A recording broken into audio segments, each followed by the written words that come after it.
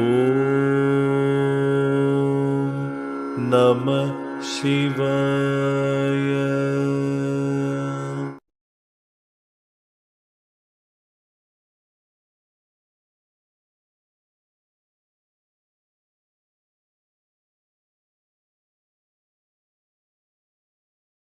അപ്പോൾ എന്താണ് സ്ക്രൈയിങ്, എന്തൊക്കെയാണ് സ്ക്രൈയിങ് ചെയ്യുന്നതിന് വേണ്ടിയുള്ള തയ്യാറെടുപ്പുകൾ, എങ്ങനെ നമുക്ക് സ്ക്രൈയിങ് ചെയ്യാം തുടങ്ങിയ കാര്യങ്ങളാണ് ഈ വീഡിയോയിൽ ഞാൻ ഉൾപ്പെടുത്തിയിരിക്കുന്നത്. സാധാരണയായിട്ട് നമ്മൾ ഈ മഷിനോട്ടം എന്നൊരു സംഗതി കേട്ടിട്ടുണ്ടാവും. അപ്പോൾ അതേപോലെ ഉപയോഗിക്കുന്ന ലോകരാജ്യങ്ങളിൽ പല സ്ഥലങ്ങളിലും വ്യാപകമായി ഉപയോഗിക്കുന്ന ഒരു മെത്തേഡാണ് ഈ പറയുന്ന സ്ക്രൈയിങ്. സ്ക്രൈയിങ് എന്നുള്ളത് സാധാരണയായിട്ട് നമുക്ക് പറയാൻ പറ്റുന്നത് ക്ലെയർവോയൻസ് എന്നുള്ളതിൻ്റെ മറ്റൊരു പദമായിട്ട്, അല്ലെങ്കിൽ ക്ലെയർവോയൻസ് എന്നുള്ള അർത്ഥം കിട്ടുന്നതിന് വേണ്ടി ഉപയോഗിക്കുന്ന ഒരു സംജ്ഞയാണ്, അല്ലെങ്കിൽ ഒരു ടേമാണ് ഈ പറയുന്ന സ്ക്രൈയിങ് എന്ന് പറയുന്നത്. സ്ക്രൈയിങ് എന്നുള്ള പദത്തിൻ്റെ അർത്ഥം സീയിങ്, പീപ്പിംഗ് എന്നൊക്കെയാണ് നമുക്ക് പറയാൻ പറ്റുക.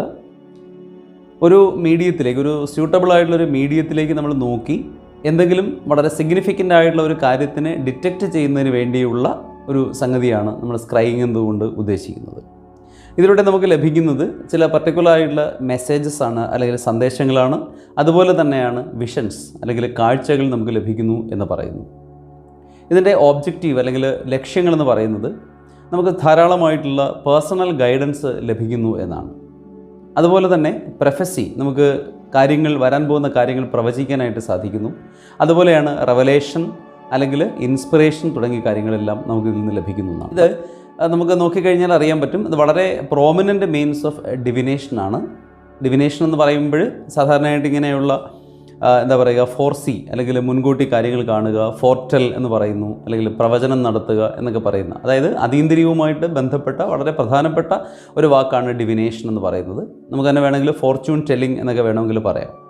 ഇത് പല സ്ഥലങ്ങളിലായിട്ട് ഇങ്ങനെ ചർച്ച ചെയ്യപ്പെട്ടിരിക്കുന്നതായിട്ട് നമുക്ക് കാണാനായിട്ട് സാധിക്കും. ആധുനികമായിട്ടുള്ള സങ്കേതങ്ങളിലും അതുപോലെ തന്നെ നൂറ്റാണ്ടുകൾ പഴക്കമുള്ള സങ്കേതങ്ങളിലും ഈ പറയുന്ന രീതി ഉപയോഗിച്ചിരുന്നതായിട്ട് നമുക്ക് കാണാനായിട്ട് സാധിക്കുന്നതാണ്. അപ്പോൾ സ്ക്രൈയിങ്ങിനെ നമുക്ക് സിമ്പിളായിട്ട് പറഞ്ഞാൽ സ്പിരിറ്റ് വിഷൻ എന്ന് വേണമെങ്കിൽ നമുക്ക് പറയാൻ പറ്റും. അല്ലെങ്കിൽ നമുക്ക് പറയാൻ പറ്റുന്നത് ഇന്നർ സീയിങ് ആണ്. അതായത് നമ്മൾ അകത്തെ കാഴ്ചകൾ കാണുന്നു, അല്ലെങ്കിൽ നമ്മുടെ അബോധത്തിൽ തെളിയുന്ന കാഴ്ചകളെ കാണുന്നു എന്നാണ്. അവിടെ നമ്മളൊരു സിമ്പൽ ഉപയോഗിക്കുന്നു, അല്ലെങ്കിൽ ഒരു മിറർ ഉപയോഗിക്കുന്നു. ഇങ്ങനെ പലതരത്തിലുള്ള മാധ്യമങ്ങൾ ഉപയോഗിച്ച് നമ്മൾ ഫോക്കസ് ചെയ്തുകൊണ്ട് നമ്മുടെ എന്താ പറയുക, ഉൾ മനസ്സിലേക്കുള്ള ഒരു യാത്ര, അതിലൂടെ നമുക്ക് തെളിയുന്ന അതീന്ദ്രിയ അനുഭവങ്ങളാണ് ശരിക്കും പറഞ്ഞാൽ സ്ക്രൈയിങ്ങിലൂടെ നമുക്ക് കിട്ടുന്നതെന്നാണ്. അപ്പോൾ സാധാരണയായിട്ട് ഇതിനൊരു സ്റ്റോൺ ഉപയോഗിക്കാറുണ്ട്, അല്ലെങ്കിൽ ക്രിസ്റ്റൽ ബോൾ ഉപയോഗിക്കാറുണ്ട്. പോളിഷ് ചെയ്തിട്ടുള്ള പെബിൾസാണ് ഞാൻ സ്റ്റോൺ എന്നുകൊണ്ട് ഉദ്ദേശിച്ചതാണ്. സ്ക്രൈയിങ്ങിനുള്ള മറ്റ് പദങ്ങളെന്ന് പറയുന്നത് ഹൈഡ്രോമാൻസി എന്ന് പറയാറുണ്ട്, ക്രിസ്റ്റൽ ഗെയ്സിങ് എന്ന് പറയാറുണ്ട്, അതുപോലെയാണ് ഒക്കുലോമാൻസി എന്ന് പറയുന്നുണ്ട്. അപ്പോൾ ഇങ്ങനെ പലതരത്തിലുള്ള ടേമുകൾ സ്ക്രൈയിങ്ങിന് പകരമായിട്ട് നമുക്ക് ഉപയോഗിക്കാൻ സാധിക്കും. അപ്പോൾ എസോട്ടറിക് പ്രാക്ടീസാണ് ഈ പറയുന്ന സംഗതി എന്ന് പറയുന്നത്. അതായത് നിഗൂഢമായിട്ടുള്ള ഒരു കമ്മ്യൂണിക്കേഷൻ വേണ്ടിയുള്ള ഒരു മെത്തേഡാണ്. അതിൽ വരുന്ന എസോട്ടറിക് പ്രാക്ടീസുകൾ ധാരാളമുണ്ട്. അതിൽ വരുന്ന ഒരു മെത്തേഡാണ് ഈ പറയുന്ന സ്ക്രൈയിങ് എന്ന് പറയുന്നത്. അപ്പോൾ ഇത് ഓൾഡ് ഇംഗ്ലീഷ് വേർഡായ ഡിസ്ക്രൈ എന്ന് പറയുന്ന വാക്കിൽ നിന്നാണ് സ്ക്രൈയിങ് എന്നുള്ള വാക്ക് വന്നിട്ടുള്ളത്. അപ്പോൾ അതിൻ്റെ അർത്ഥം എന്ന് പറഞ്ഞാൽ വെളിപ്പെടുത്തുക, അല്ലെങ്കിൽ ഈ ഇരുട്ടിൽ നിന്നിങ്ങനെ തെളിഞ്ഞു വരിക എന്നൊക്കെയുള്ള അർത്ഥം നമുക്ക് അതിനകത്ത് പറയാനായിട്ട് സാധിക്കുന്നതാണ്. അപ്പോൾ നമ്മുടെ സെക്കൻഡ് സൈറ്റ് എന്ന് പറയുന്നൊരു സംഗതി എല്ലാ മനുഷ്യരിലും ഉണ്ട് എന്നുള്ളതാണ്. അതായത് നമ്മുടെ എല്ലാവരുടെയും ഉള്ളിൽ ഉള്ള അബോധത്തിനെ ഉണർത്തി കഴിഞ്ഞാൽ നമുക്ക് കാഴ്ചകൾ കാണാനായിട്ട് സാധിക്കും. അതായത് ഇന്ദ്രിയാതീതമായ കാഴ്ചകൾ, അതിനെയാണ് നമ്മൾ പറയുന്നത് ESP അല്ലെങ്കിൽ എക്സ്ട്രാ സെൻസറി പെർസെപ്ഷൻ. അതിലൂടെ നമുക്ക് ലഭിക്കുന്ന കാഴ്ചകളാണ് യഥാർത്ഥത്തിൽ ഈ പറയുന്ന മീഡിയത്തിലൂടെ തെളിഞ്ഞു കിട്ടുന്നത് എന്നുള്ളത്. 10-ാം നൂറ്റാണ്ടിലെ ഏൻഷ്യൻ്റ് പേർഷ്യൻ ടെക്സ്റ്റായ ഷാ നാമ എന്ന് പറയുന്ന പുസ്തകത്തിൽ ഇതിനെക്കുറിച്ചുള്ള റെഫറൻസ് നമുക്ക് കാണാനായിട്ട് സാധിക്കുന്നു. പിൽക്കാലത്ത് ക്രിസ്ത്യാനിറ്റി അധികാരത്തിൽ വന്നതിന് ശേഷം ഇങ്ങനെയുള്ള കാര്യങ്ങളെ ഇത് ഒരു ആക്ടിവിറ്റി ഓഫ് ദ ഡെവിൾ എന്ന് പറഞ്ഞുകൊണ്ട്, അല്ലെങ്കിൽ വർക്ക് ഓഫ് എ ഡെവിൾ എന്ന് പറഞ്ഞുകൊണ്ട് ഇതിനെ പൂർണ്ണമായിട്ടും നിരാകരിക്കുകയാണ് ചെയ്തത്. അല്ലെങ്കിൽ ഇങ്ങനെയുള്ള എല്ലാ സമ്പ്രദായങ്ങളെയും അവർ ഔട്ട്ലോ ചെയ്തു കഴിഞ്ഞു എന്നുള്ളതാണ്. അപ്പോൾ നമുക്ക് തന്നെ അറിയാം, ലോകത്തിൻ്റെ പല സംസ്കാരങ്ങളിലും പല ഭാഗങ്ങളിലുള്ള പല സംസ്കൃതികളിലും നമുക്ക് ഇതുമാതിരിയുള്ള നിഗൂഢ പ്രവർത്തികൾ ഉണ്ടായിരുന്നു. ഇവയെല്ലാം തന്നെ ദൈവത്തിന് എതിരാണ്, അല്ലെങ്കിൽ പ്രകൃതി വിരുദ്ധമാണ് എന്ന് മുദ്ര കുത്തിക്കൊണ്ട് പൂർണ്ണമായിട്ടും ബാൻ ചെയ്യുന്ന ഒരു കാഴ്ചപ്പാടാണ് യഥാർത്ഥത്തിൽ കഴിഞ്ഞ നൂറ്റാണ്ടുകളിൽ അല്ലെങ്കിൽ മുൻ വർഷങ്ങളിൽ ഉണ്ടായിരുന്നതെന്നാണ്. പക്ഷേ ഇപ്പോഴും വളരെ രഹസ്യമായ രീതിയിൽ ഇങ്ങനെയുള്ള പല വിദ്യകളും ചൈന ഉൾപ്പെടെയുള്ള രാജ്യങ്ങളിൽ നടക്കുന്നുണ്ട് എന്നുള്ളത് വളരെ സുവ്യക്തമായ ഒരു സംഗതിയാണ് എന്നുള്ളതാണ്. മനുഷ്യൻ അവൻ്റെ ഉള്ളിൽ അടങ്ങിയിരിക്കുന്ന നിഗൂഢമായ ശക്തിയെ ഉണർത്തിക്കൊണ്ട് പ്രകൃതിയുമായിട്ട് സംവദിക്കുകയും പ്രകൃതിയുടെ താളത്തിനനുസരിച്ച് അവൻ ജീവിക്കുകയും ചെയ്യുന്ന ഒരു സംഗതിയാണ്. അതിലൂടെ അവന് അതീതമായിട്ടുള്ള ശക്തികളിലേക്ക് പോകാനും അതീതമായ പവറുകളെ നേടിയെടുക്കാനും സാധിക്കുമായിരുന്നു, അല്ലെങ്കിൽ സാധിക്കുന്നു എന്നുള്ളതാണ് ഇതിൻ്റെ ഏറ്റവും പ്രധാനപ്പെട്ട ഒരു സംഗതി എന്ന് പറയുന്നത്. നേറ്റീവ് അമേരിക്കൻസ് സാധാരണയായിട്ട് ഈ സ്ക്രൈയിങ്ങിന് വേണ്ടി ഉപയോഗിച്ചിരുന്നതെന്ന് പറഞ്ഞാൽ പുകച്ചുരുളുകളായിരുന്നു. പുകച്ചുരുളുകളിലൂടെ നോക്കി അവ്യക്തമായ രൂപങ്ങൾ കാണും. ആ അവ്യക്തമായ രൂപങ്ങൾക്ക് ഇൻ്റർപ്രിട്ടേഷൻസ് കൊടുത്തുകൊണ്ടാണ് അവർ സ്ക്രൈയിങ് എന്ന് പറഞ്ഞ മെത്തേഡ് ചെയ്തിരുന്നത് എന്നാണ്. ഈജിപ്ഷ്യൻ സംസ്കാരത്തിൽ നമുക്ക് കാണാൻ പറ്റുന്നത് ഓയിൽ ഗെയ്സിംഗ് ആണ്. അതായത് ഓയിൽ ഒരു പ്രത്യേകമായ രീതിയിൽ എടുക്കുകയോ അല്ലെങ്കിൽ ചില പ്രതലങ്ങളിൽ പുരട്ടുകയോ ചെയ്യും. അതിനുശേഷം അതിലേക്ക് നോക്കിയിരുന്നു കൊണ്ട് അതിൽ തെളിയുന്ന ചിഹ്നങ്ങളിലൂടെയും ചിത്രങ്ങളിലൂടെയും അവരെന്ത് ചെയ്യുന്നു, ഇൻ്റർപ്രിട്ടേഷൻസ് ചെയ്യുമായിരുന്നു എന്നുള്ളതാണ്. അപ്പോൾ അങ്ങനെയാണ് സാധാരണയായിട്ട് ഈ പറയുന്ന നിഗൂഢമായ പ്രവചനങ്ങളും അതുപോലെ തന്നെ ഭാവിയെക്കുറിച്ചുള്ള കാഴ്ചകളുമെല്ലാം അവർക്ക് ലഭിച്ചിരുന്നത് എന്നുള്ളത് നമുക്ക് മനസ്സിലാക്കാൻ പറ്റും. അപ്പോൾ ഇതൊക്കെ തന്നെ ഒരു പാഗൻ റിലീജിയൻ എന്നുള്ള അല്ലെങ്കിൽ പാഗൻ കോൺസെപ്റ്റുകളായിട്ടാണ് നമ്മളതിനെ ബ്രാൻഡ് ചെയ്തിരിക്കുന്നത് എന്നുള്ളതാണ്. സ്ക്രൈയിങ് എന്നുള്ളത് ഒരു പാഗൻ കൾച്ചറിൻ്റെ ഭാഗമാണ് എന്ന് പൊതുവെ വിശ്വസിക്കപ്പെടുന്നു. നോർമലി നമ്മൾ സ്ക്രൈയിങ് ഉപയോഗിക്കുന്നത് യഥാർത്ഥത്തിൽ നമ്മുടെ അബോധത്തിലേക്ക് നമ്മളെ കണക്ട് ചെയ്യുന്നതിന് വേണ്ടിയാണ്. മുൻപത്തെ ഒരു വീഡിയോയിൽ ഞാൻ പറഞ്ഞിരുന്നു, പൂമുഖം അകമുറി നിലവറ എന്ന് പറയുന്നൊരു കോൺസെപ്റ്റിലൂടെ ഞാൻ പറഞ്ഞിരുന്നു conscious mind, subconscious mind, unconscious mind, ഇതിലേക്കുള്ളൊരു യാത്രയെക്കുറിച്ച് പരാമർശിച്ചിരുന്നു.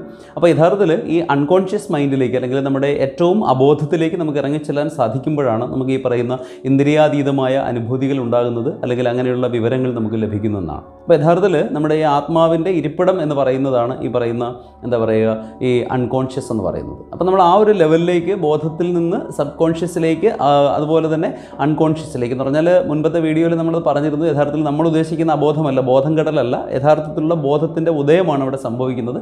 ആ സമയത്താണ് നമ്മൾ ശരിക്കും പറഞ്ഞാൽ ഈ ഒരുപാട് ലെവൽസ് കടന്നിട്ട്, അതായത് നമ്മുടെ ഇൻ്റലക്റ്റ്, മെമ്മറി, അതുപോലെ തന്നെ ഈഗോ തുടങ്ങിയ ഒരുപാട് ഘടകങ്ങളുണ്ട്. ഈ ഘടകങ്ങളെല്ലാം കടന്നിട്ട് നമ്മൾ യഥാർത്ഥത്തിൽ സോളിലേക്ക് അല്ലെങ്കിൽ ആത്മാവിൻ്റെ ലെവലിലേക്ക് നമുക്ക് ഇറങ്ങിച്ചെല്ലാൻ സാധിക്കുന്നത്.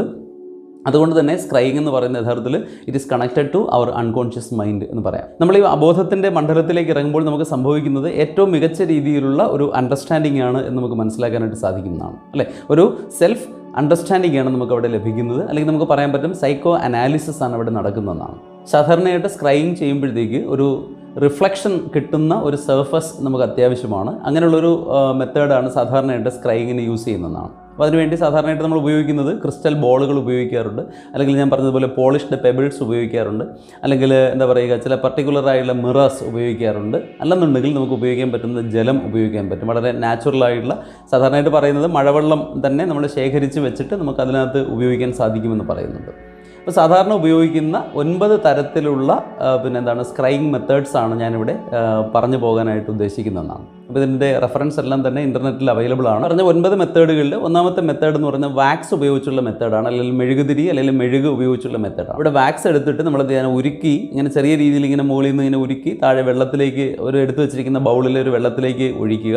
അപ്പോൾ ഇങ്ങനെ ഒഴിക്കുമ്പോൾ അത് പെട്ടെന്ന് തന്നെ വിചിത്രമായ ഷേപ്പുള്ള ചില രൂപങ്ങളായിട്ട് മാറുന്നതായിട്ട് കാണാൻ പറ്റും. അപ്പോൾ ഇത് യഥാർത്ഥത്തിൽ നല്ല രീതിയിൽ പ്രാക്ടീസ് ചെയ്തിട്ടുള്ള ഒരാളിന് ഈ രൂപങ്ങളിലൂടെ എന്ത് ചെയ്യുന്നു, അവർക്ക് അതിനെ ഇൻ്റർപ്രിട്ടേഷനിലൂടെ അവർക്ക് ഈ പറയുന്ന കാര്യങ്ങളിലേക്ക് അടുക്കാനായിട്ട് സാധിക്കും, അല്ലെങ്കിൽ ആ കാര്യങ്ങളെ അറിയാനായിട്ട് സാധിക്കുന്നതാണ്. ഇനി അടുത്തത് ആകാശത്തിലെ മേഘങ്ങളെ നോക്കി ചെയ്യാൻ പറ്റുന്നതാണ്. അപ്പോൾ ആകാശത്തിൽ ഇങ്ങനെ ധാരാളം മേഘങ്ങളുണ്ട്. അപ്പോൾ മേഘങ്ങൾ ഒബ്സർവ് ചെയ്താൽ നമുക്ക് അറിയാൻ പറ്റും, അല്ലേ? മേഘങ്ങൾ പല പല ഷേപ്പുകൾ ഇങ്ങനെ ഫോം ചെയ്യുന്നതായിട്ട് കാണാൻ പറ്റും. അപ്പോൾ സ്ക്രൈയിങ് ചെയ്യുമ്പോൾ നമുക്ക് വേണമെങ്കിൽ ആകാശത്തിലെ മേഘങ്ങളെ ഒബ്സർവ് ചെയ്യുമ്പോൾ ആ പറയുന്ന സംഗതികൾ കാണിച്ചു തരുന്ന ചില രൂപങ്ങളുണ്ടാവും. അത് മെസ്സേജുകളായിട്ട് നമുക്ക് വായിക്കാൻ പറ്റും. അതിലൂടെ നമുക്ക് ഈ പറയുന്ന ഇൻ്റർപ്രിട്ടേഷൻസിലൂടെ നമുക്ക് ഈ പറയുന്ന കാര്യങ്ങൾ അച്ചീവ് ചെയ്തെടുക്കാനായിട്ട് സാധിക്കുന്നതാണ്.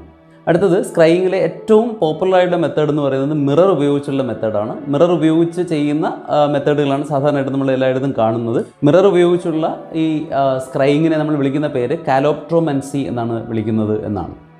ഇനി അടുത്ത മെത്തേഡ് എന്ന് പറയുന്നത് ജലം ഉപയോഗിച്ചുള്ള മെത്തേഡാണ്. ജലം ഉപയോഗിച്ചുള്ള മെത്തേഡിൽ അതിൽ തന്നെ വേറെ പല മെത്തേഡുകളുണ്ട്. ഇവിടെ സാധാരണ പറയുന്നത് ജലത്തിലേക്ക് ഇങ്ങനെ ഗെയ്സ് ചെയ്യുക, അല്ലെങ്കിൽ നോക്കിക്കൊണ്ടിരിക്കുക എന്നാണ്. നമ്മുടെ ശ്രദ്ധ മാറാതെ ജലത്തിലേക്ക് തന്നെ നോക്കിക്കൊണ്ടിരിക്കുക. അപ്പോൾ ഇടയ്ക്ക് അതിൽ വേണമെങ്കിൽ ചെറിയ ചെറിയ കല്ലുകളൊക്കെ എടുത്തിടാം. അപ്പോൾ അതിങ്ങനെ റിപ്പിൾസ് ഉണ്ടാക്കുന്നുണ്ട്. അപ്പോൾ ഈ റിപ്പിളുകൾ ഇങ്ങനെ കടന്നു പോകുമ്പോഴത്തേക്ക് അതിൽ നിന്ന് നമുക്ക് വായിച്ചെടുക്കാനായിട്ട് സാധിക്കുന്നതാണ്. മെസ്സേജുകളെ നമുക്ക് ഡീകോഡ് ചെയ്തെടുക്കാനായിട്ട് സാധിക്കും എന്ന് പറയപ്പെടുന്നു.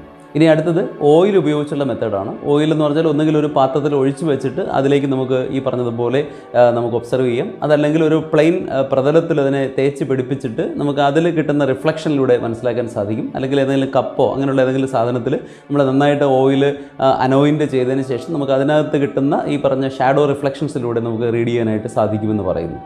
ഇനി അടുത്തത് പ്രാക്തന സംസ്കാരങ്ങളിലേക്ക് ഉപയോഗിച്ചിരുന്ന ഒരു മെത്തേഡാണ്. ഏറ്റവും പ്രാചീനമായിട്ടുള്ള മെത്തേഡുകളിൽ ഒന്നായിട്ട് പറയുന്നത് ഫയറാണ്, അല്ലെങ്കിൽ തീ ഉപയോഗിച്ചുള്ള മെത്തേഡാണ്. അപ്പോൾ തീയിലേക്ക് നമ്മൾ നോക്കിക്കൊണ്ടിരുന്നാലും നമുക്കറിയാം തീ എന്ന് പറയുന്ന ഒരു പർട്ടിക്കുലർ രീതിയിൽ ഇങ്ങനെ രൂപങ്ങൾ ഉണ്ടാക്കുന്നതായിട്ട് കാണാൻ പറ്റും. അതിൽ നമുക്ക് നോക്കിയാൽ ആ കാണുന്ന അവ്യക്തമായ രൂപങ്ങളിലൂടെ നമ്മൾ ഈ പറയുന്ന തരത്തിലുള്ള മൈൻഡ്, ട്രാങ്ക്വിൽ മൈൻഡ്, അല്ലെങ്കിൽ ബോധത്തിലേക്ക് ഉണർന്നിരിക്കുന്ന ഒരു മൈൻഡ് വായിച്ചെടുക്കുന്ന, അല്ലെങ്കിൽ സബ് കോൺഷ്യസ് അൺകോൺഷ്യസ് ലെവലിൽ ഇരിക്കുന്ന മൈൻഡ് വായിച്ചെടുക്കുന്ന അല്ലെങ്കിൽ ഇൻ്റർപ്രറ്റ് ചെയ്യുന്ന വിവരങ്ങളിലൂടെ നമുക്ക് കാര്യങ്ങളെ മനസ്സിലാക്കാനായിട്ട് സാധിക്കും, അല്ലെങ്കിൽ നമുക്ക് ഈ ഫോർച്യൂൺ ടെല്ലിങ്ങിന് സാധിക്കും എന്ന് പറയപ്പെടുന്നു.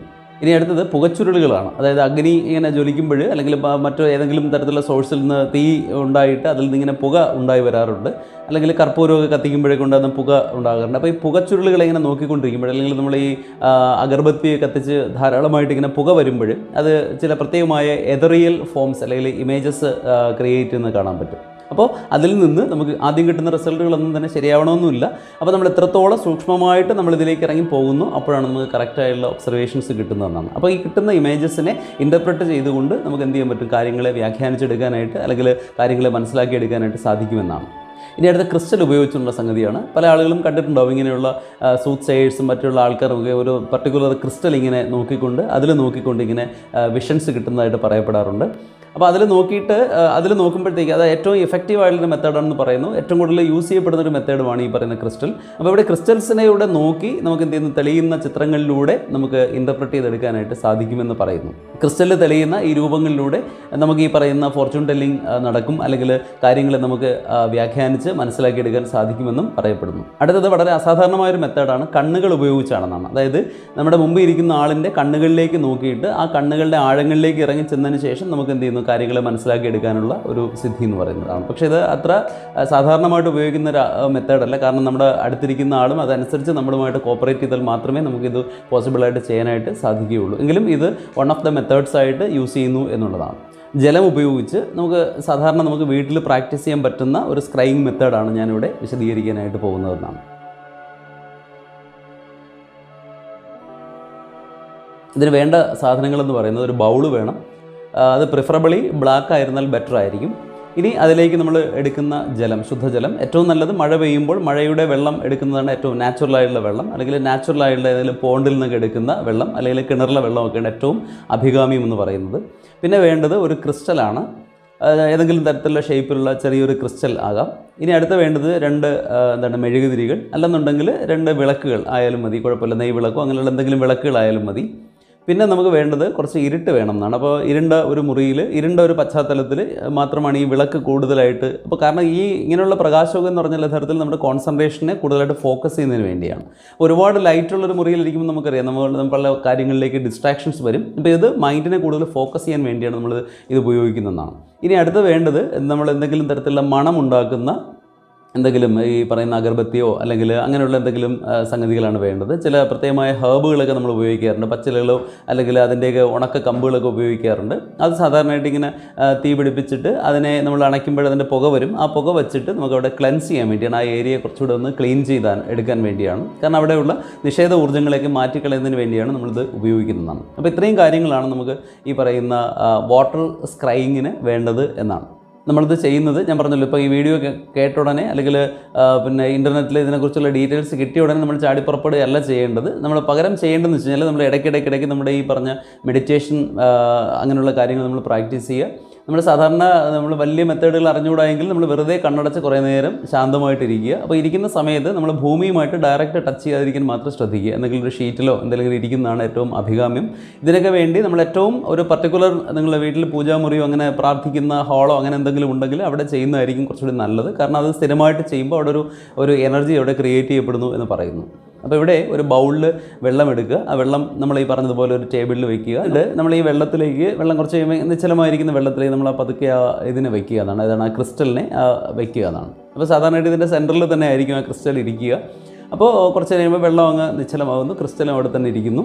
പിന്നെ നമ്മൾ ചെയ്യേണ്ടത്, നമ്മൾ ആ 2 മെഴുകുതിരികൾ അല്ലെങ്കിൽ 2 വിളക്കുകൾ ഈ ബൗളിൻ്റെ 2 വശങ്ങളിലായിട്ട് നമ്മൾ തിരി തെളിച്ച് വയ്ക്കുക. അതിനുശേഷം നമ്മൾ ഈ ഇൻസെൻസ് സ്റ്റിക്ക് നമ്മളത് എടുത്തതിന് ശേഷം നമ്മളതിൻ്റെ ഭാഗത്തായിട്ട് നമ്മളിങ്ങനെ, അപ്പോൾ മനസ്സിൽ നമുക്ക് വരുന്ന എന്തെങ്കിലും തരത്തിലുള്ള ചാൻറ്റിങ്ങോ അല്ലെങ്കിൽ എന്തെങ്കിലും തരത്തിലുള്ള എന്താ പറയുക ഹിംസോ ഒക്കെ നമുക്ക് പറയാൻ പറ്റുന്നതാണ്. ഏറ്റവും സൂത്തിങ് ആയിട്ടുള്ള അല്ലെങ്കിൽ കൺസോളിങ് ആയിട്ടുള്ള എന്തെങ്കിലും മ്യൂസിക് നമുക്ക് പ്ലേ ചെയ്യാം. അപ്പോൾ ഇങ്ങനെ ഒരുപാട് കാര്യങ്ങൾ നമുക്ക് അവിടെ ചെയ്യാൻ പറ്റുന്നതാണ്. അപ്പോൾ ഓരോരുത്തരുടെയും രീതിയിലനുസരിച്ചുള്ള ആ ഒരു മെഡിറ്റേഷൻ നമ്മളൊന്ന് ചെയ്യുക. അപ്പോൾ ആ ഒരു മൂഡിലേക്ക് നമ്മൾ വരുന്നതാണ്. എന്തിനു വേണ്ടിയാണ്? നമ്മുടെ മൈൻഡിനെ കൂടുതലായിട്ട് ഫോക്കസ് ചെയ്യുന്നതിന് വേണ്ടിയാണ്. അപ്പോൾ ഈ കാര്യങ്ങളൊക്കെ ചെയ്ത് നമ്മൾ കൈവച്ചുള്ള ഇങ്ങനെ ചില ഇതൊക്കെ ചെയ്യുമ്പോഴത്തേക്ക് അവിടെ നിന്ന് നോർമലി അല്ലെങ്കിൽ ക്ലാപ്പ് വേണമെങ്കിൽ ചെയ്യാം. അപ്പോൾ ഇങ്ങനെ കുറേ പ്രാവശ്യം ചേർത്തുകൊണ്ട് ക്ലാപ്പ് ചെയ്യാം. അപ്പോൾ ഇങ്ങനെ ചെയ്യുമ്പോൾ അവിടെ ഒരു പർട്ടിക്കുലർ ആയിട്ടുള്ള ഒരു സങ്കേതം അവിടെ ഡെവലപ്പ് ചെയ്യുന്നതായിട്ട് നമുക്ക് മനസ്സിലാക്കാനായിട്ട് സാധിക്കും. അപ്പോൾ ഇവിടെ നമ്മൾ ഈ ഇൻസെൻസ് ഒക്കെ വെച്ചുകൊണ്ട് നമ്മൾ അവിടെ എന്ത് ചെയ്യുന്ന ഒരു പോസിറ്റീവായിട്ടുള്ള വൈബ്രേഷൻ നമ്മുടെ ക്രിയേറ്റ് ചെയ്ത്, അല്ലെങ്കിൽ കർപ്പൂരമൊക്കെ കത്തിച്ച് നമുക്ക് വേണമെങ്കിൽ അങ്ങനെയൊക്കെ ചെയ്യാം. കുറേ കഴിയുമ്പോൾ പിന്നെ ഈ റേക്കി അതുപോലെ തന്നെ പ്രാണി ഹീലിംഗ് പ്രാക്ടീസ് ചെയ്യുന്നവർക്ക് അവരുടെ കൈകളിലൂടെ തന്നെ ഈ പറയുന്ന സംഗതികളെയൊക്കെ എനർജൈസ് ചെയ്യാനായിട്ട് സാധിക്കുമെന്നാണ്. എന്തായാലും നമ്മൾ അങ്ങനെ ഒരു എനർജി അവിടെ നമ്മൾ ക്രിയേറ്റ് ചെയ്യുക എന്നുള്ളതാണ്. അപ്പോൾ ഇത്രയൊക്കെ ആയിട്ട് നമ്മൾ ഡീപ്പ് ബ്രീത്തിങ് ചെയ്യാം, അല്ലേ? നമ്മൾ ആഴത്തിൽ ശ്വസിക്കുക, ശ്വാസം കുറച്ച് നേരം ഹോൾഡ് ചെയ്യുക, വീണ്ടും വളരെ സാവകാശം, എടുത്തതിനേക്കാൾ സാവകാശത്തിൽ നമ്മൾ എന്ത് ചെയ്യുക, അതിനെ വിടുക. അപ്പോൾ ഇങ്ങനെ കുറേ പ്രാവശ്യം ചെയ്യുമ്പോഴത്തേക്ക് തന്നെ, അതാണ് ഞാൻ പറഞ്ഞ ആൽഫ മെഡിറ്റേഷൻ ചെയ്യുക. അപ്പോൾ ചെയ്യുമ്പോഴത്തേക്ക് നമ്മളൊരു ട്രാൻസിലേക്ക് നമുക്ക് വരുന്നതാണ്. തന്നെ ഫിസിക്കൽ ആൻഡ് മെൻ്റൽ നമ്മൾ അതിനുള്ള ഒരു ആംബിയൻസ് നമ്മൾ ക്രിയേറ്റ് ചെയ്തത്, ദാറ്റ് ഇസ് വെരി ഇമ്പോർട്ടൻറ്റ്, അല്ലേ? അപ്പോൾ നമ്മൾ പതുക്കെ ഈ ട്രാൻസ് എന്ന് പറയുന്ന സ്റ്റേജിലേക്ക് നമ്മൾ പതുക്കെ നമ്മൾ പ്രവേശിക്കും. അത് കഴിഞ്ഞിട്ട് നമ്മൾ ഈ പറയുന്ന വെള്ളത്തിലേക്ക് നമ്മൾ എന്ത് ചെയ്യുക, ഇങ്ങനെ ഗെയ്സ് ചെയ്യുക, അല്ലെങ്കിൽ നമ്മൾ സൂക്ഷിച്ച് നോക്കിക്കൊണ്ടിരിക്കുക എന്നാണ്, അല്ലേ? അപ്പോൾ നമ്മളങ്ങനെ ഇരിക്കുമ്പോൾ പതുക്കെ ആദ്യത്തെ ദിവസങ്ങളിലൊന്നും ഞാൻ പറഞ്ഞല്ലോ, നമുക്ക് അത്ഭുതകരമായ റിസൾട്ടൊന്നും വരണമെന്നില്ല. നമുക്കറിയാം പല ആളുകളും ഇങ്ങനെ ധ്യാനം ചെയ്യുന്നത് ഒറ്റയടിക്കും നമുക്ക് കിട്ടില്ല. വളരെ സാവകാശമാണ് നമുക്ക് അതിലേക്ക് കിട്ടുക എന്നുള്ളതാണ്. കാരണം മൈൻഡിൽ കംപ്ലീറ്റ് ആയിട്ട് ചിന്തകൾ ഒഴിയുമ്പോഴാണ്, അല്ലേ? ചിത്തവൃത്തി നിരോധിത്വം എന്നാണ്. അപ്പോൾ പൂർണ്ണമായിട്ടും ചിന്തകൾ ഒഴിയുന്ന ഒരവസ്ഥ, അതൊക്കെ അച്ചീവ് ചെയ്യുക എന്ന് പറഞ്ഞാൽ അത്ര എളുപ്പമുള്ളൊരു കാര്യമല്ല. അപ്പോൾ സ്ലോലി നമുക്ക് എന്ത് ചെയ്യാൻ പറ്റും, നമുക്ക് അതിലേക്ക് എത്തിച്ചേരാൻ പറ്റും. Slow and steady wins the race എന്നാണ് നമ്മൾ കേട്ടിട്ടുള്ളത്, അല്ലേ? അപ്പോൾ അതുകൊണ്ട് ഈ ഒരു ട്രാൻസ് നമ്മൾ ക്രിയേറ്റ് ചെയ്യാനായിട്ട് നമ്മൾ ശ്രമിക്കുക. അപ്പോൾ ആ ശ്രമിച്ചതിന് ശേഷം കഴിഞ്ഞ ഏതൊക്കെ വീഡിയോകളിൽ ഞാൻ പറഞ്ഞിട്ടുണ്ട്, നമ്മളിങ്ങനെ ഒറ്റപ്പെട്ട സ്ഥലങ്ങളിലൂടെ സഞ്ചരിക്കുക, അതുപോലെ തന്നെ വെള്ളത്തിൽ കാലിട്ട് കുറച്ച് നേരം ഒറ്റയ്ക്ക് ഇരിക്കുക, അല്ലേ? അതുപോലെ തന്നെ ഈ വയലിൻ്റെ കരയിലൂടെയും ഒക്കെ നമ്മൾ നടക്കുക, പ്രഭാതങ്ങളിൽ നമ്മൾ നടക്കുക എന്നൊക്കെ പറയുന്നത്. അതുപോലെ തന്നെ വൈകുന്നേരങ്ങളിലെ ചന്ദ്രോദയങ്ങൾ നമ്മൾ കാണുക, അല്ലെ? കുന്നിൻപുറങ്ങളിലെ സൂര്യാസ്തമയങ്ങൾ കാണുക. അപ്പോൾ ഇങ്ങനെ ഓരോ കാര്യം, സൂര്യോദയങ്ങൾ കാണുക, ഇതെല്ലാം തന്നെ നമ്മൾ യഥാർത്ഥത്തിൽ പ്രകൃതിയുമായിട്ട് അടുപ്പിക്കുന്ന കാര്യങ്ങളാണ്, നമ്മുടെ ബോധവുമായിട്ട് നമ്മളെ പിന്നെ അടുപ്പിക്കുന്ന സംഗതികളാണ്. അപ്പോൾ നമ്മൾ ഈ ട്രാൻസിലേക്ക് ഇങ്ങനെ പോകുന്നു. ആ ട്രാൻസിലിരിക്കുന്ന മൈൻഡിലാണ് നമ്മൾ ഈ വിഷൻസ് നമുക്ക് കിട്ടുക എന്നാണ്. അപ്പോൾ ചെറിയ രീതിയിൽ ആദ്യമേ ഇങ്ങനെ ഇമേജസ് വരും. ആദ്യമൊക്കെ വരുന്നത് നമ്മുടെ കുറേ ഇമാജിനേഷൻസ് ആയിരിക്കും. ഞാനിപ്പോൾ ഇങ്ങനെ ചെയ്യണം, ഇന്ന് വരും എന്ന് പറഞ്ഞിട്ട് മിക്കവാറും ആദ്യമൊക്കെ വരുന്ന കാര്യങ്ങളൊക്കെ പ്രീ ഓക്യുപ്പേഷൻസ് ആയിരിക്കും. പക്ഷേ നമ്മളതിനെ നിരീക്ഷിക്കുക എന്നുണ്ട്. ഒന്നിനെയും നമ്മൾ സ്ഥിരമായിട്ട് കോൺസ്റ്റൻ്റായിട്ട് പിടിച്ചു നിർത്തേണ്ട ആവശ്യമില്ല. Let them come and go, അല്ലേ? Let them go. ഈ വരുന്നതെല്ലാം ഇങ്ങനെ പോകട്ടെ, നമ്മളൊന്നിനെയും പിടിച്ചു നിർത്തേണ്ട ആവശ്യമില്ല. അപ്പോൾ കുറേ കഴിയുമ്പോഴത്തേക്ക് ഈ ഇമേജസ് ഒക്കെ തന്നെ അതിനൊരു സ്റ്റെബിലിറ്റി ഫോം ചെയ്യുന്നതായിട്ട് നമുക്ക് കാണാൻ പറ്റും, അല്ലെങ്കിൽ അതിനൊരു സ്ഥിരത വരുന്നതായിട്ട് കാണാൻ പറ്റും. അപ്പോൾ ഒന്നിൽ നിന്ന് മറ്റൊന്നിലേക്ക് ലീഡ് ചെയ്യുന്ന രീതിയിൽ നമുക്ക് ഈ പറയുന്ന ഇമേജസ് കിട്ടിത്തുടങ്ങും എന്നുള്ളതാണ്. അത് വളരെ ഇമ്പോർട്ടൻ്റ് ആണ്. അപ്പോൾ നമ്മൾ ഇരിക്കേണ്ട മൈൻഡ് എന്ന് പറഞ്ഞാൽ ആൽഫ മൈൻഡാണ്, അല്ലെങ്കിൽ ആൽഫ സ്റ്റേജിലാണ് നമ്മൾ ഇരിക്കേണ്ടത്. അതുപോലെ തന്നെ പിന്നെ അടുത്തെന്ന് വെച്ചാൽ, അല്ലെങ്കിൽ നമ്മൾ തന്നെ പറയുന്ന വിരാട് ഭാവം എന്ന് പറയുന്നു, അല്ലെങ്കിൽ നമ്മൾ പ്രജുഡിസ്ഡ് ആവാൻ പാടില്ല, അല്ലെങ്കിൽ ബയാസ്ഡ് ആവാൻ പാടില്ല എന്നാണ്. അതിൻ്റെ യാതൊരു തരത്തിലുള്ള മുൻവിധികൾ നമുക്ക് പാടില്ല. അപ്പോൾ നമ്മളിതിനെ നോക്കിക്കൊണ്ടേയിരിക്കും. അപ്പോൾ ഈ വരുന്ന ഇമേജസ് ഇങ്ങനെ പൊയ്ക്കൊണ്ടിരിക്കും. അപ്പോൾ പിന്നെ കുറേ കഴിയുമ്പോഴത്തേക്കാണ് നമുക്കിത് സ്റ്റേബിളായിട്ടുള്ള ഇമേജസ് കിട്ടുക എന്നാണ്. അപ്പോൾ ഇത് സ്ഥിരമായിട്ട് പ്രാക്ടീസ് ചെയ്യുമ്പോൾ, പർട്ടിക്കുലർ ടൈമിൽ തന്നെ നമ്മൾ വെച്ച് പ്രാക്ടീസ് കഴിഞ്ഞാൽ ബെറ്റർ റിസൾട്ടുകൾ കിട്ടുന്നതാണ്. അപ്പോൾ ഞാൻ പറഞ്ഞതുപോലെ നമ്മൾ വളരെ പാസീവ് മൈൻഡോട് കൂടിയാണ് നമ്മളിത് ചെയ്യേണ്ടത്. ഒരു ഡിറ്റാച്ച്ഡ് ഒബ്സർവർ ആയിട്ടാണ്. നമ്മളതിലോട്ട് അറ്റാച്ച് ചെയ്യാൻ പാടില്ല. ഒരു ഇമേജ് കാണുമ്പോൾ അതിൻ്റെ പിറകെ നമ്മൾ പോകാൻ പാടില്ല. അതിനെക്കുറിച്ച് കൂടുതൽ കാര്യങ്ങൾ ചിന്തിക്കാൻ പാടില്ല. ഞാൻ പറഞ്ഞു ലെറ്റ് ദം ഗോ. ഈ വരുന്നതെല്ലാം ഇങ്ങനെ പൊയ്ക്കൊണ്ടിരിക്കട്ടെ. വളരെ പാസീവായിട്ട് നമ്മൾ നോക്കുക. അപ്പോൾ കുറച്ച് കഴിയുമ്പോൾ മൈൻഡ് ഇങ്ങനെ വാൻഡർ ചെയ്യുന്നതാണ്, അല്ലെങ്കിൽ ഇങ്ങനെ അലഞ്ഞ് എങ്ങോട്ടെങ്കിലും പോകുന്നതാണ്. അതായത് നമ്മുടെ ചിന്താ പരിധിയിൽ നിൽക്കാതെ മനസ്സിങ്ങനെ പലതിലേക്ക് പോകുന്നതായിട്ട് നമുക്ക് കാണാൻ പറ്റും. അപ്പോഴാണ് ശരിക്കും പറഞ്ഞാൽ ഈ ഒരു മെഡിറ്റേഷൻ്റെ ഒരു സംഗതിയിലേക്ക് നമുക്ക് കാണാൻ പറ്റുന്നു. അപ്പോൾ കുറച്ചുകൂടെ ക്ലിയർ ആയിട്ടുള്ള പിക്ചേഴ്സ്, ഇമേജസ്, സിമ്പിൾസ് ഒക്കെ നമുക്ക് ലഭിക്കുമെന്നാണ്. അപ്പോൾ നമ്മൾ കുറേ കഴിയുമ്പോൾ ഇതിങ്ങനെ വന്നുകൊണ്ടിരിക്കുകയാണല്ലോ. അപ്പോൾ കുറച്ച് കഴിയുമ്പോൾ അതിങ്ങനെ സ്ലോ ആവും. അപ്പോൾ നമ്മൾ ഈ കിട്ടിയ ഇമേജസിനെയൊക്കെ നമ്മൾ കൂടുതൽ നന്നായിട്ട് ഒബ്സർവ് ചെയ്യുക, അതിനെ നമ്മൾ മെഡിറ്റേറ്റ് ചെയ്യുക എന്നാണ്. അതിനെക്കുറിച്ച് കൂടുതൽ കാര്യങ്ങൾ നമ്മളിങ്ങനെ ധ്യാനിച്ചു കൊണ്ടിരിക്കുക. ആ സമയത്ത് വളരെ കൃത്യമായിട്ടുള്ള രീതിയിലുള്ള കമ്മ്യൂണിക്കേഷൻ നമുക്ക് ചെയ്യാനായിട്ട് സാധിക്കുമെന്നാണ്. അപ്പോൾ ചുരുക്കി പറഞ്ഞാൽ ഇത്രയേ ഉള്ളൂ. യൂണിവേഴ്സിന് അതിൻ്റേതായൊരു ബോധമുണ്ട്. അല്ലെങ്കിൽ പ്രപഞ്ചത്തിന് അതിൻ്റേതായ ഒരു ധാരണയുണ്ട്. നമ്മൾ ആ ധാരണയിലേക്ക് നമ്മളും അറ്റ്യൂൺ ചെയ്യുകയാണ്, അല്ലെങ്കിൽ നമ്മൾ അതിലേക്ക് ചെല്ലാനായിട്ട് ശ്രമിക്കുകയാണ്. ആ കാര്യമാണ് നമ്മളിവിടെ ചെയ്യുന്നത്. ഇതിൽ വേറെ തരത്തിലുള്ള മറ്റ് എലമെൻറ്റ്സ് ഒന്നുമില്ല. ഇത് ഒരിക്കലും ഡെമണിക് ആയിട്ടുള്ളൊരു ആക്ടിവിറ്റി അല്ല, അല്ലെങ്കിൽ ഒരു ഡെവിലിഷ് ആയിട്ടുള്ള ആക്ടിവിറ്റി അല്ല. നമുക്കറിയാം എത്രയോ നൂറ്റാണ്ടുകൾക്ക് മുമ്പ് തന്നെ പാരമ്പര്യമായിട്ട് ആളുകൾ ചെയ്തുകൊണ്ടിരുന്ന ഒരു സംഗതിയാണ്. അപ്പോൾ പ്രപഞ്ചബോധത്തിലേക്ക് അറ്റ്യൂൺ ചെയ്യുന്നതിന് വേണ്ടിയുള്ള ഒരു സംഗതി മാത്രമായിട്ട് നമ്മളിതിനെ കാണുക എന്നുള്ളതാണ്. അല്ലേ, ലോകത്തിൻ്റെ പല ഭാഗങ്ങളിലും പല കാര്യങ്ങളും നടക്കുന്നു. ഇപ്പോൾ ന്യൂയോർക്ക് സിറ്റിയിൽ എന്ത് നടക്കുന്നു വെച്ചാൽ എന്തൊക്കെയോ നടക്കുന്നുണ്ട്, അല്ലെങ്കിൽ കാനഡയിൽ എന്ത് നടക്കുന്നു, അല്ലെങ്കിൽ വാൻകൂവറിൽ എന്ത് നടക്കുന്നു എന്നൊക്കെ നോക്കിക്കഴിഞ്ഞാൽ എന്തൊക്കെ നടക്കുന്നു. പക്ഷേ നമ്മൾ ഇവിടെ ഇരിക്കുന്നതുകൊണ്ട് നമുക്കതിനെ കാണാനായിട്ട് സാധിക്കുന്നില്ല എന്ന് പറയും പോലെയാണ്. അപ്പോൾ സ്പേസും ടൈമും എന്ന് പറയുന്ന രണ്ട് കൺസ്ട്രെയിൻസ് നമ്മളിൽ എപ്പോഴും ഉണ്ട്. അപ്പോൾ ഈ സ്പേസിനെയും ടൈമിനെയും ബ്രേക്ക് ചെയ്തുകൊണ്ട് നമുക്ക് ഈ പറയുന്ന കാര്യങ്ങളിലേക്ക് ചെന്നെത്താനുള്ള ഏറ്റവും എളുപ്പമുള്ള ഒരുപാട് വഴികളുണ്ട്. ആ വഴികളിൽ ഒന്നാണ് സ്ക്രൈയിങ് എന്നുള്ളതാണ്. അല്ല, നമ്മൾ ഈ സിനിമയിൽ കാണുന്ന ചില കാര്യങ്ങൾ അറിയാലോ. സിനിമയിൽ എന്ന് പറയുന്നത് കുറേയൊക്കെ നമ്മൾ ഫാൻസിഫുള്ളായിട്ട് കാര്യങ്ങൾ അവതരിപ്പിക്കുന്ന സംഭവമാണ്. നമ്മൾ അതിലേക്ക് കൂടുതലായിട്ട് പോകണ്ട. നമ്മൾ ചെയ്യേണ്ടത് വെച്ചാൽ നമ്മുടെ മനസ്സ് ശാന്തമാകുക, നമുക്ക് ആഴങ്ങളിലേക്ക് ഇറങ്ങിച്ചെല്ലാൻ സാധിക്കുക, നമ്മുടെ അബോധങ്ങളിലേക്ക് ഇറങ്ങിച്ചെല്ലാൻ സാധിക്കുക, പ്രപഞ്ചത്തിൻ്റെ ബോധമനസ്സുമായിട്ട് അറ്റ്യൂൺ ചെയ്യാൻ സാധിക്കുക. അപ്പോൾ ഇങ്ങനെയുള്ള ലക്ഷ്യങ്ങളോട് കൂടി, അപ്പോൾ ഇതൊക്കെ പോസിറ്റീവായുള്ള ലക്ഷ്യങ്ങളാണ്. ഈ ലക്ഷ്യങ്ങളോട് കൂടി വേണം നമ്മൾ ഈ പറയുന്ന സ്ക്രൈയിങ് തുടങ്ങിയ മെത്തേഡുകൾ അപ്ലൈ ചെയ്യാൻ എന്നാണ്. അപ്പോൾ സിനിമ കാണാത്തവർ സിനിമ എന്ന് കാണുക. അപ്പോൾ ഇങ്ങനെയുള്ള കാര്യങ്ങളൊക്കെ യഥാർത്ഥത്തിൽ ഒരു ഐ ഓപ്പണർ ആയിട്ട് വേണം നമ്മൾ കാണാനും മനസ്സിലാക്കാനും എന്ന് വിചാരിക്കുക. Thank you very much for your patient listening. Thank you very much for your visit and watching. Kindly support us.